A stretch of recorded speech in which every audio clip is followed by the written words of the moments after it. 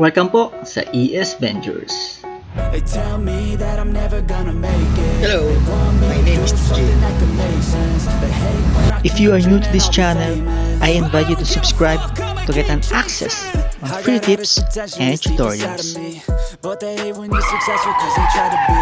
They sit there being judgmental because you're trying things. And they just want you to settle and do the right thing. So get a good job, don't slack off. Wake up every morning, make a good impression on your boss.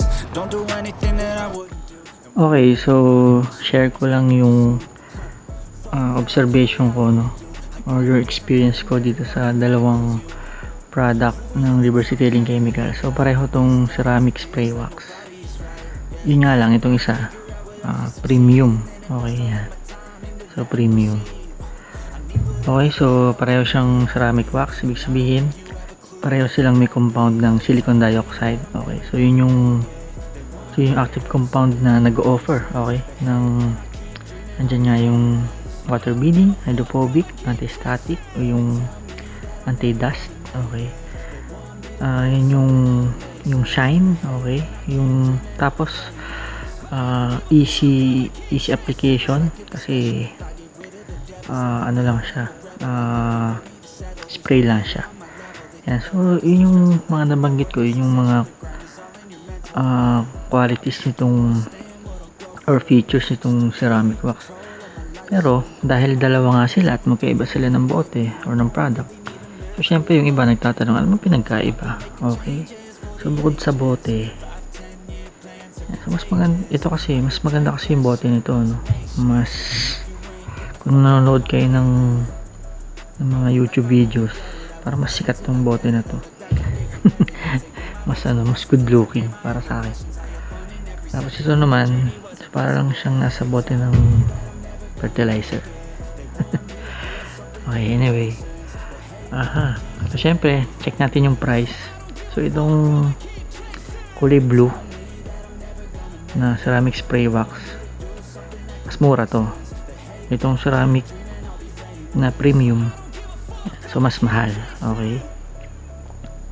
Tapos mas mataas yung hydrophobic.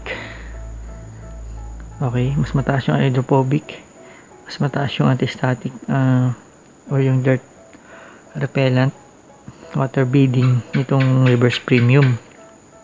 Okay, so pagdating sa features, mas mataas yung level nito, pero pagdating sa price, syempre mas mahal to. Yan. Okay, so sa experience ko, mas madaling apply itong reverse kulay blue na ceramic wax kasi mas light. Okay, mas light yung blend nito kumpara dito sa premium. Tapos yung isa pang advantage nito, syempre mas mura. Okay, so ayun, hopefully nasagot ko na yung mga tanong nyo, guys. Kung naghahanap ka ng murang ceramic wax, so ito na yun, color blue.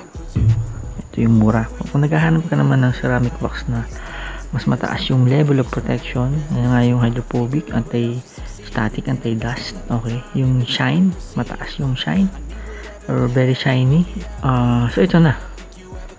Ayan, ito na yung bibilhin mo, reverse premium ceramic wax.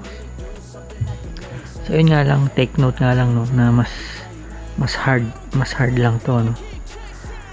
Ito mas soft. Pero anyway, kahit naman ganun, basta meron kang microfiber, okay, mga dalawang microfiber towel, kaya mo na siyang i-apply, okay, sa buong kotse mo. And yung iba nga na users, ginagamit pa nila ito sa motor, itong ceramic wax. So sa motor nila ginagamit.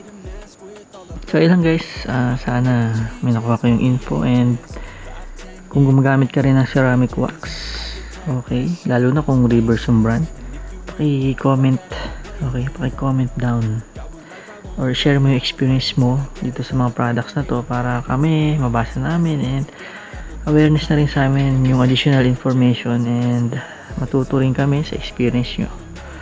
So yun lang guys. Once again, this is DJE. Thank you and goodbye. So, If you're looking for a premium quality car, motor, and bike care products, you may check ES.Enjoy Shopping on Shopee or Facebook. Once again, this is DJE. Thank you.